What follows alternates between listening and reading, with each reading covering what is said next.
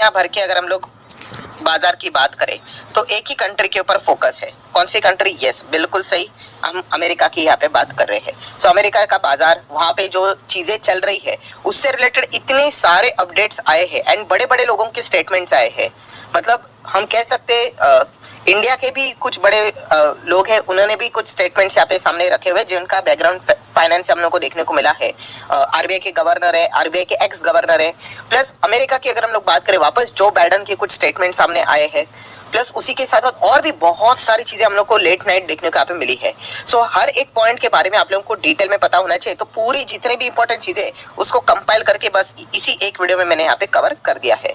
तो चलिए सबसे पहले अगर हम लोग बात करें तो अमेरिकन बाजार हम कह सकते हैं 1% तक गिरावट है। दोस्तों सिर्फ ऐसा मत देख लेना, अरे सर छोड़िए ना, लास्ट टाइम तो 600-500 पॉइंट गिरता था, अभी तो सिर्फ 384 पॉइंट गिरा है। नहीं, वैसा नहीं। अगर हम लोग एग्रीगेट देख लेंगे, टोटल देख लेंगे, तो यहाँ पे आप चेक कर सकते हो पिछले एक महीने से बाजार गिरते ही जा रहा है। सो गिरावट गिरावट गिरावट, कंटिन्यूसली गिरावट यहाँ पे चल रही है। तो सिचुएशन अभी भी बहुत ही ज्यादा टाइट हम लोग को अमेरिका में देखने को मिल रहा है एंड अनसर्टेनिटी वाला माहौल बहुत ही हावी होते हुए देखने को मिल रहा है। सो आप सभी लोगों को रीजन तो पता ही है।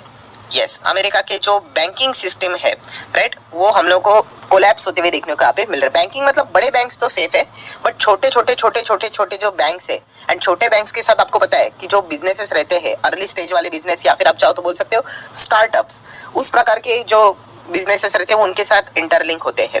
सो डेफिनेटली हम कह सकते हैं कि कभी भी बैंक कोलैप्स होना ये तो अच्छा माना नहीं जाता है। एंड जब इतने सारे बैंक्स के नाम यहाँ पे सामने आ रहे हैं तो अमेरिका में वो एक थ्रेट हम लोग को साफ नजर यहाँ पे आ रहा है। अभी अगर हम लोग बात करें तो देखिए एसवीबी का तो चैप्टर क्लोज हो गया, देन सिग्नेचर की अगर हम लोग बात करें उनका भी चैप्टर क्लोज हो गया। अभी हर किसी का फोकस एक ही बैंक के ऊपर है, फर्स्ट रिपब्लिक बैंक, इसका भी चैप्टर क्लोज होने के ही करीब है। बट हम लोगों ने देखा था कि अमेरिका ने अल्टीमेटली, हम कह सकते हैं उनके जो बैंक्स ने था वो ब्रह्मास्त्र चला दिया। अभी ब्रह्मास्त्र चला दिया मतलब इसका अर्थ ये नहीं होता है दोस्तों कि ये $23 का जाके $230 का होगा, ऐसा नहीं। आप जो मैं बात बोलता हूँ उसको थोड़ा सा डिटेल में समझने की कोशिश करो। जैसे कि मैंने आप लोगों को ये भी बताया था, कभी जब यस बैंक डूब रहा था तभी भी आरबीआई ने ब्रह्मास्त्र चलाया था। मतलब क्या होता है इसका कि यस बैंक बच जाएगा। क्या यस बैंक आज भी है कि नहीं?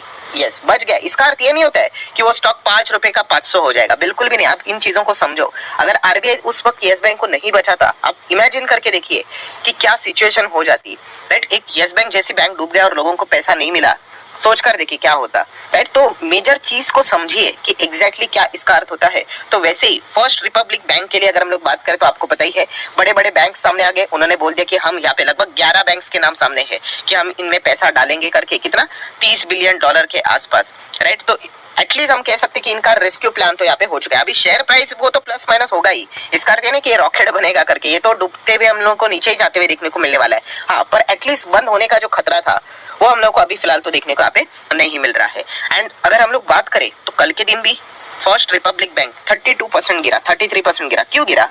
कोई तो रीजन होगा ना, वही तो बार बार खबरें आएंगे एंड मैक्सिमम खबरें हम लोग को नेगेटिव ही देखने को मिल रही है। तो एक खबर तो ऑलरेडी हम लोगों ने देखा था कि अभी रेस्क्यू प्लान चल रहा है और आप डिविडेंड कहां से लोगे, तो डिविडेंड उन्होंने सस्पेंड यहाँ पे कर दिया, जो कि एक बिल्कुल कॉमन सेंस वाली बात है। देन अगर हम लोग बात करें दोस्तों मूडीज यहाँ पे एंट्री हो चुकी है मूडीज की, एंड मूडीज ने पूरा खेल, मतलब हम कह सकते हैं मूड ही बदल दिया है, पूरा मूड खराब कर दिया है, मूड ही बदल दिया है, पूरा मूड खराब कर दिया है। सो उन्होंने क्या कर दिया है, जो क्रेडिट रेटिंग थी फर्स्ट रिपब्लिक बैंक की, वो उन्होंने डाउनग्रेड कर दिया। डाउनग्रेड करते किया भी क्या, तो टोटली जंक कर दिया। मतलब हम कह सकते कि आने वाले समय में यहाँ पे, मतलब इन ऑलरेडी बैंड बजी हुई थी, तो उन्होंने पूरी तरीके से यहाँ पे बैंड बजा दी। किसने? मूडीज ने। मतलब उन्होंने ये भी बोल दिया कि ये $30 बिलियन यहाँ पे रेस्क्यू प्लान होने के बाद भी, बावजूद भी मूडीज ने क्या किया, उनको जंक कैटेगरी में ही यहाँ पे डाल दिया है। सो डेफिनेटली हम कह सकते हैं मूडीज के इस प्रकार के जो स्टेटमेंट्स यहाँ पे सामने आ जाते हैं तो फिर वो एक इजीली पैनिक यहाँ पे फैल जाता है। उसी का नतीजा है जो कि आप देख सकते हो कि फर्स्ट रिपब्लिक बैंक में हम लोग को कल के दिन भी 32% की गिरावट देखने को मिली है। अभी अमेरिकन बाजार के आपको रूल्स पता है, अलग होते हैं कि वहाँ पे सर्किट आप लोगों को देखने को नहीं मिलता है। तो एक दिन 32% डाउन, एक दिन 40% अप, तो ये सारी एकदम इजीली चीजें हम लोग को देखने को मिल जाती है। अगर आप 5 दिन का चार्ट पैटर्न भी देखोगे तो आप अंदाजा लगा सकते हो, देखिए कितनी जबरदस्त वॉलेटिलिटी है, राइट। सो ये अभी तक की हम लोग को जो भी अपडेट्स देखने को मिल रहे हैं वो मैं आपके सामने रख रहा हूँ। देन अगेन जो बाइडन जी को यहाँ पे पूछा गया कि फिलहाल की सिचुएशन के हिसाब से आप क्या बोलना चाहते हो, तो बाइडन जी का स्टेटमेंट आ गया। Biden says banking crisis has calm down.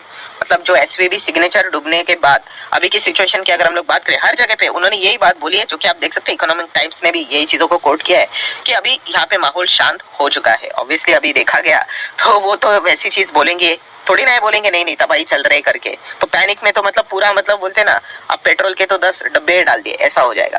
तो ठीक है, वो तो कोशिश अपनी करेंगे ही करेंगे, ये सारी चीजें देखने को मिल रही है। बट वो लिटरली जो बातें वो बता रहे थे, एक फ्रस्ट्रेशन उनके सामने नजर आ रहा था। फ्रस्ट्रेशन मतलब जो ये सिचुएशन होती है वो मतलब बहुत लॉन्ग लास्टिंग चलती है। देखिए एक कोई चलो एक बड़ी कंपनी भी अगर डूब जाती है ना, तो चलिए ठीक है, वो मतलब प्रॉब्लम सॉर्ट आउट हो जाता है। बट एक बैंक के और अगर ये चीजें आ जाती है तो यस, जो कैस्केडिंग इम्पैक्ट होता है ना, आप डिटरमाइन ही नहीं कर पाओगे। अब चाहे तो दुनिया की कितनी भी बड़ी रेटिंग एजेंसी क्यों ना हो या फिर एनालिसिस वाली एजेंसी क्यों ना हो, डिटरमाइन ही नहीं कर पाओगे कि वो कैस्केडिंग इफेक्ट कहां पे आके किसको आके हिट करेगा। सो इसीलिए बाइडेन भी हम लोग को बहुत ज्यादा फ्रस्ट्रेट होते हुए देखने को मिले। एंड उन्होंने ये भी कहा कि आने वाले समय में हम यहाँ पे क्या करेंगे, जो फेल बैंक यहाँ पे रहेंगे, उनके जो एग्जीक्यूटिव्स रहेंगे, उनके ऊपर जबरदस्त पेनल्टीज यहाँ पे लगाएंगे एंड प्लस इंडस्ट्री के ऊपर उनको बैन भी करवाएंगे, राइट। क्योंकि अगर देखा गया तो बैंक्स का फेल होना आपको पता ही है कि क्या मतलब अभी तक तो मतलब बोलते हैं ना कि आगे क्या होगा ये किसी को भी पता नहीं है। ये तो आज हम लोग सैटरडे के दिन बात कर रहे हैं, वी डोंट इवन नो कि आने वाला नेक्स्ट सैटरडे तक अमेरिका में क्या हो जाए करके। तो सिचुएशन बहुत ही गंभीर है अमेरिका की अगर हम लोग बात करें। एंड अमेरिका में अगर कुछ हो जाता है तो आपको पता ही है, उदय कोटक जी ने भी बोला था, अमेरिका चीखता है तो यस, उसकी सर्दी पूरी दुनिया को लग जाती है। सो इस प्रकार की चीजें देखने को मिल रही है। देन अगर हम लोग बात करें, इनको तो कोई इंट्रोडक्शन की जरूरत तो है नहीं, बिल एक्मैन। तो अदानी के वक्त तो आप लोगों को पता ही है, ये भी सामने यहाँ पे आए थे। अदानी ने जो एफपीओ के जरिए पैसा उठाया था, तब इन्होंने यहाँ पे बातों को कवर किया था, राइट। तभी ये बहुत ज्यादा पॉपुलर हुए थे। सो उनका क्या स्टेटमेंट आया है वो भी आपके सामने यहाँ पे रखना चाहूंगा। तो सबसे पहले तो उन्होंने तो सीधा कहा है कि अमेरिकन बैंक्स की तो हालत तो और भी बद से बदतर होने वाली है। $30 बिलियन का ये जो रेस्क्यू प्लान आपने ये जो दिया है, ये तो मतलब बोलते ना, ये सोल्यूशन है, ये तो और भी प्रॉब्लम क्रिएट यहाँ पे करेगा। आप यहाँ पे देख सकते हैं, it raises more question than the answer.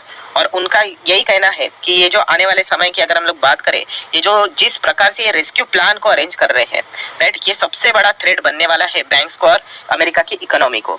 ये पॉइंट बिल एक्मैन ने यहाँ पे बताया है। सो उनका कहना यही था कि जो बैंक के जो डिपॉजिटर्स है, राइट, उनको इंश्योरेंस प्रोवाइड करना एक इंपॉर्टेंट चीज यहाँ पे होती है, ना कि सिर्फ पैसे दिए और काम हो गए। पैसे दिए मतलब $30 बिलियन दे दिए और काम हो गए। तो इस चीज से अगर हम सोल्यूशन निकाले तो कोई सोल्यूशन निकलने वाला है नहीं, ये उनका कहना है। तो डेफिनेटली उनकी भी जो कमेंट्री हम लोग को देखने को मिली अमेरिकन बैंकिंग सिस्टम के प्रति एंड जो रेस्क्यू प्लान के प्रति, वो जबरदस्त नेगेटिव ही हम लोग को देखने को यहाँ पे मिल रही है।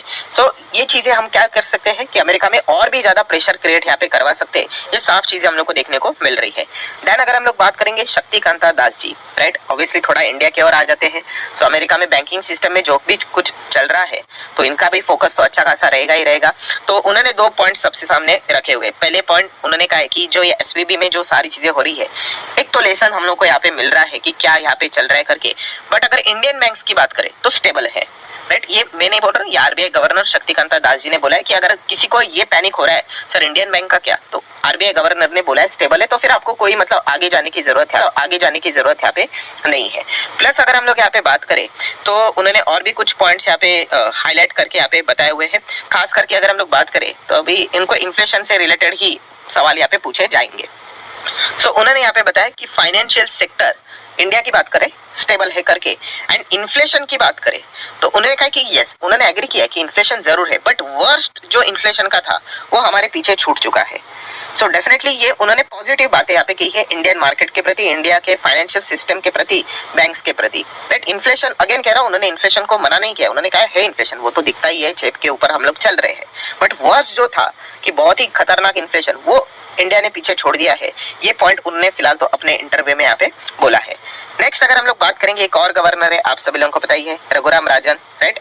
तो इनसे रिलेटेड भी जो फिलहाल की सिचुएशन यहाँ पे चल रही है, तो वो उनको भी बहुत सारे सवाल यहाँ पे पूछे जाते हैं। तो उन्होंने भी यही कहा है। अमेरिका से रिलेटेड मैं बात करना चाहूंगा कि game not over for a banking crisis in America, and just आप यहाँ पे वेट एंड वॉच करो कि आने वाले सिचुएशन में बहुत ज्यादा दिक्कतें यहाँ पे हो सकती है। ये सारी बातें वो अमेरिका से रिलेटेड यहाँ पे कर रहे हैं। और उन्होंने भी यही कहा है कि फसाद की जड़ क्या है, कि जो रेट हाइक्स हम लोग को देखने को मिल रहे थे वो सबसे ज्यादा मतलब प्रॉब्लमेटिक सिचुएशन है। और उन्होंने 2 दिन पहले के भी इंटरव्यू में यहाँ पे बताया था कि फेड